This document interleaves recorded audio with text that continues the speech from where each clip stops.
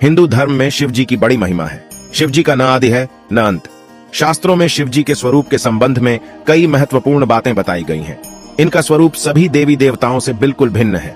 भगवान शिव शरीर पर भस्म लगाते हैं। इस संबंध में धार्मिक मान्यता यह है कि शिव को मृत्यु का स्वामी माना गया है और शिव जी शव के जलने के बाद बची भस्म को अपने शरीर पर धारण करते हैं। यही कारण है कि महादेव भस्मांग भी कहलाते हैं। शिव पुराण के अनुसार जो व्यक्ति नियमित अपने माथे पर भस्म से त्रिपुंड यानी 3 रेखाएं सिर के एक सिरे से दूसरे सिरे तक धारण करता है, उसके सभी पाप नष्ट हो जाते हैं और व्यक्ति शिव कृपा का पात्र बन जाता है। भस्म के तौर पर उन्हीं राख का प्रयोग करना चाहिए जो पवित्र कार्य के लिए किए गए हवन अथवा यज्ञ से प्राप्त हो। इस प्रकार शरीर पर भस्म लगा भगवान शिव हमें यह संदेश देते हैं कि यह हमारा शरीर नश्वर है और एक दिन इसी भस्म की तरह मिट्टी में विलीन हो जाएगा। हमें इस नश्वर शरीर पर गर्व नहीं करना चाहिए। भस्म लगाने की विधि में कपड़े से छनी हुई श्मशान की राख को उन पर छिड़का जाता है। भस्म लगाने की विधि में शिवलिंग पर तिलक भी लगाया जाता है। व्यक्ति कितना भी सुंदर क्यों ना हो, मृत्यु के बाद उसका शरीर इसी तरह भस्म बन जाएगा। इसका एक वैज्ञानिक कारण भी है। भस्म शिव का प्रमुख वस्त्र है। शिव का पूरा शरीर ही भस्म से ढंका रहता है। संतों का भी एकमात्र वस्त्र भस्म ही है।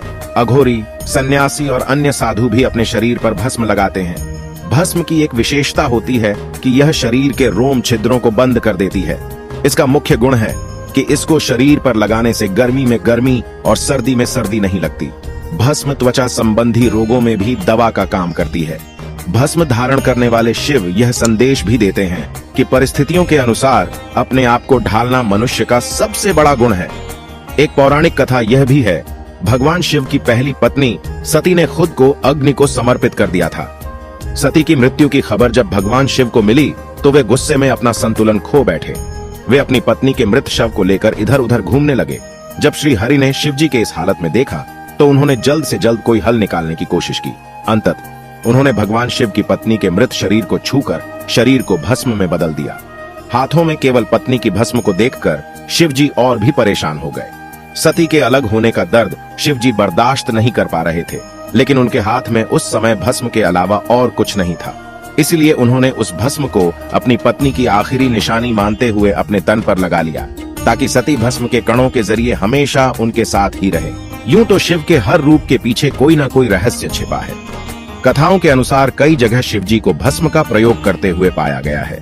शिव जली हुई चिताओं के बाद बची हुई राख को अपने तन पर लगाते थे। इसका अर्थ पवित्रता में छिपा है। वह पवित्रता जिसे भगवान शिव ने एक मृत व्यक्ति की जली हुई चिता में खोजा है, जिसे अपने तन पर लगाकर वे उस पवित्रता को सम्मान देते हैं।